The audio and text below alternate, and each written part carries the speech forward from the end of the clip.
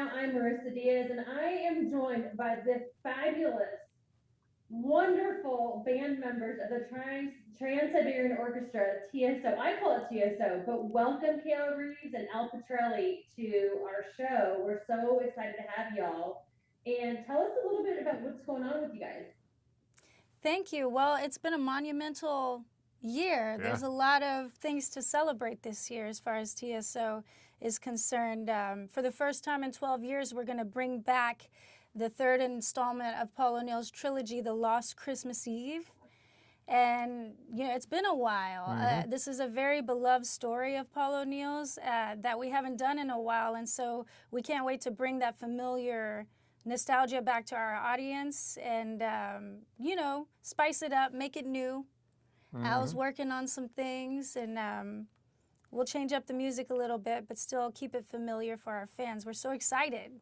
And we haven't been in Bossier City in quite a while, so it is going to be like a big homecoming for us.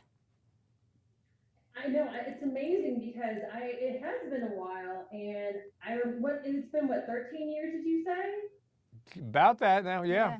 Yeah, we've missed y'all. You come every year. We've missed you dearly, and I love your show. I'm so excited that you're back. You're going to be back December 5th at the Berkshire Arena at 7 p.m. So when does the Lost Christmas Eve tour begin? We're going to get rolling, I think, on or about November 13th. Kayla's opening that will be in Green Bay, and mine will be in Council Bluffs, Iowa. That's going to be everybody's first show, audience included. Now, the thing I want you to keep in mind is by the time we get to see you guys, first week of December, it might be my 40th show or Kayla's 40th show, but it's going to be your first show. So we rehearse quite a bit. We're going to run that show 40, 50 times before opening night to make sure that they get a perfect first show, but you guys get a perfect first show as well. We love that. I'm so excited. And, what is different about the show compared to the average, rock shows? What can people expect at your show? I mean, I've been there, but I know it's been a couple of, 13 years ago, and I just can imagine it just to be over the top and even more beautiful and wonderful. So what can we expect? What's different? Everything. Everything about it, girl. There's absolutely nothing average about a Trans-Siberian Orchestra show. There's so many different elements. When Paul O'Neill created this, he really wanted to create something for everyone. So you have music from the great composers of classical music mixed with good old-fashioned rock and roll, jazz, blues. All of it. And then you've got these incredible musicians, and on top of that, then we're going to throw the biggest rock show anyone has ever seen on top of it. And we really are so excited to roll this thing out this year, and it's been a while. I think you guys are going to be blown away by the show this year. Well, we are very, very excited to have y'all come back. I wanted to ask you, I know TSO is very community oriented and they raise a lot of money for charities. Can you touch upon that? Because you guys do a lot.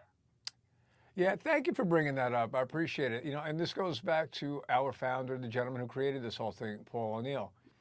And the first show we ever did, which was in Philadelphia back in 1999, I remember Paul grabbed me in his dressing room a little bit before sound check saying that he wanted to donate $1 from every ticket we had sold back into the community. And I just thought that was an incredible idea. Now, I think we sold 2,000 or 3,000 seats that night, 7 shows on that tour, whatever it added up to was like, that's a lot of money you gave back, brother. And he said, yeah, but we're going to do it for every ticket forever. Now, as Kayla just said, somebody had told us that we just sold our 20 millionth ticket. Now, if you do the math, $1 by itself doesn't sound like a whole lot of money, but across 20 million tickets, it's become $20 million that Paul helped put back into the communities.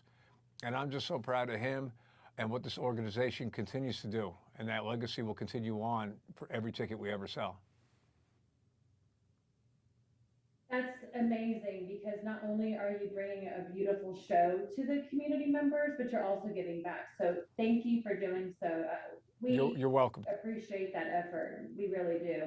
And can you also tell us, how TSO resonates with so many people? I know personally it is, again, like you have to go to the show. It's an amazing show, but why does it resonate so well with people? You know, I think that people find themselves in the midst of Paul O'Neill's story. I mean, the core messages in the story of The Lost Christmas Eve is they're about second chances and redemption, and It's never too late. it's never too late, and it's never too late to make an amends, or make that phone call and connect with someone, and have that happy ending. And I think people find themselves, and they can put their own life scenario into that story, and then they can walk away from the arena feeling understood and like they're not alone. And I think that's really the core magic of Paul O'Neill's poetry and his artistry with, The Lost Christmas Eve and all the other stories. There was a quote I read not too long ago by Leonard Bernstein in regards to Beethoven and Beethoven's art. And he said that art should always be accessible, but can never, ever be ordinary. And what Kayla just said makes a lot of sense. Everybody in the audience, the story is accessible to them because they probably lived a version of it. None of us are exempt from missing somebody or, doing something because it's never too late and so on and so forth. But there's nothing, absolutely nothing ordinary about a TSO show and Paul's story. That sounds amazing, just because, it's just not purely a rock show, right? There's a messaging behind it. There's a meaning behind it. There's a feel-good after effect. So don't miss the show coming to our area December 5th, 7 p.m. How can people get tickets? How can they find out more information? Tell us about, how people can jump on that, because as you said, ticket sales are going crazy, but we want people to buy tickets now so they don't miss this show that has not been here for 13 years. I mean, I want to go, so tell us how we can buy tickets. You can get your tickets at tsotickets.com or trans-siberian.com. And our tickets on sale currently. Yeah. Yep. And again, when you go to get your tickets, don't get too jammed up with where the seats are. There's not a bad seat in the house. Our production is so incredibly huge that the back row of the arena becomes the front row half the night. So if you can't get on the floor, don't worry about it. It's a completely different show in the back of the arena, and you'll have a great time there as well, I promise. Well, you heard it from the experts. I always wanted to be part of TSO, although I don't play an instrument and I don't sing, so I don't think I could go, but I could definitely go as a fan, a big fan. Berkshire Arena, I want to thank you all so much for spending some time with us, Kayla and Al, because what you do is a blessing. And thank you for coming back to our community. And Kayla, welcome back home.